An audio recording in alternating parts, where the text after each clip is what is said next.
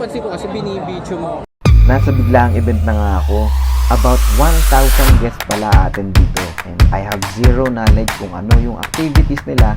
Basta nabanggit sa akin ni Diyos, conversion daw. Dahil nga sa biglaang ganap, isang manager ng cosplayer ang sumita sa akin. Pilit akong pinapatigil sa pagkuha ng video. Biglang, hiningan ako ng ID at wala akong may pakita. Sunod na tanong niya, "What's your boss? Si Dennis ba o si Brian?" Habang kumukuha ako ng B-rolls, may lumapit sa akin. Isang lalaki na nahagip sa video, sabi niya, "Sir, pwede bang pa-delete yung part na nakunan ako?" May lumapit ulit sa akin. Kaibigan pala nung lalaki. So magkasama sila. So nag-request din siya na itong mga to lalakas ng loob to do something crazy in public. Pero walang mga balls na manindigan sa mga kababalaghan nila.